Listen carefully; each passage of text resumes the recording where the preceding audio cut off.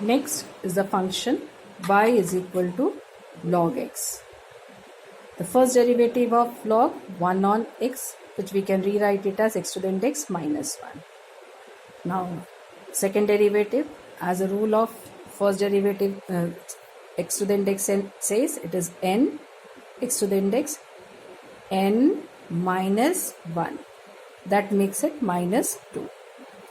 Third derivative, it is n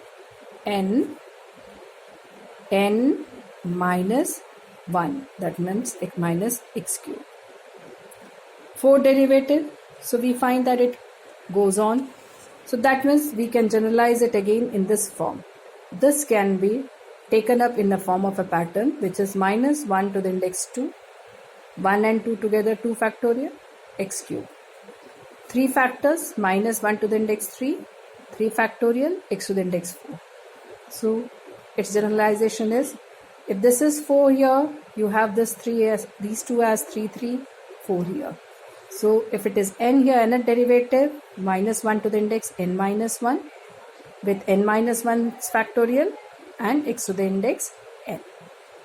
So this is for logarithmic function. The next function is e to the index mx. First derivative, e to the index n, derivative is e itself, then the derivative of mx, that is m. Again, when you differentiate it, this m is attached to it. So what you find is, you'll find only the difference of attaching m each time. The function remains the same. So nth derivative, and hence we can take the nth derivative. It is m times e to the index mx, which we can also write it as m to the index n. Why? Because y is e to the index mx. The next function that you have is y is equal to sine of, that is sine x, that we have seen in the previous question. You differentiate it any number of times, you'll find that it either changes to cos changes to sine. So this form of change will always be there. So this can be differentiated any number of times. So if you have a pattern, it will be easy for you to get the nth derivative of it. So I'll start with the function sine of ax plus b. I've just taken a generalized expression. So as we see, the first derivative is, sine's derivative is cos, then ax plus b's derivative a. So a is attached, a constant attached, cos of ax plus b. Once again, when you differentiate it, cos derivative is minus, so it's minus sine of. So you find that each time the constant is attached to it, but it's changed the form sine. Then again, third derivative, it's the derivative of sine, which is cos. The negative sign continues. And fourth derivative is, this will come out to be, derivative of cos is minus of, this is sine of ax plus b. So what we find is, when you come to the fourth derivative, the function happens to be the same as that we started with 4. So after the fourth derivative, you find that these expressions, they repeat. So you can have a pattern in terms of modulus of 4. That is, if you want to have the 10th derivative, then we rewrite this in terms of modulus of 4, that is 2 times of 4 plus 2. So it's actually the second derivative that we have. So the second derivative of this is sine of minus sine of ax plus b. That is the second 10th derivative along with the constants part, that is a to the index 10. So you can get the nth derivative using the modulus, or we can rewrite it in another form which is better than that. So that is rewriting this expression back into the sine form. And that's possible with this, that is, if you take it as pi on 2 plus alpha. Sine pi on 2 plus alpha is cos alpha. So we have written this expression in terms of sine itself. So the second derivative, which happens to be minus of sine, can be written as sine of 2 times pi on 2 plus alpha. I'm reading this as alpha. So 2 times pi on 2 means sine pi plus alpha. Sine pi plus alpha, pi plus alpha means it's in the third quadrant. So sine does not change its function, it remains as sine, but pi plus alpha gives you negative. So that negative sign you'll get. The next third derivative, it's minus of cos. 3 times pi on 2, 3 pi on 2. So 3 pi on 2 plus alpha. That is sine 3 pi on 2 plus alpha. 3 pi on 2 plus alpha takes an angle in the fourth quadrant. 3 pi on 2 changes the ratio, sine to cos, that's what you see. And 3 pi on 2, since it's in the fourth quadrant, sine happens to be negative, so you get the negative sign. So that's what is the third derivative. The fourth derivative is this, which is 4 times pi on 2 plus alpha. 4 times pi on 2 means 2 pi. 2 pi is equivalent to 0. So we have it as sine of alpha. Back to the expression.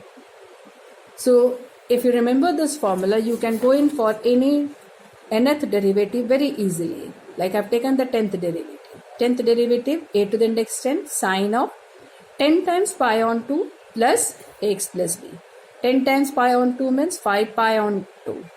5 pi. 5 pi means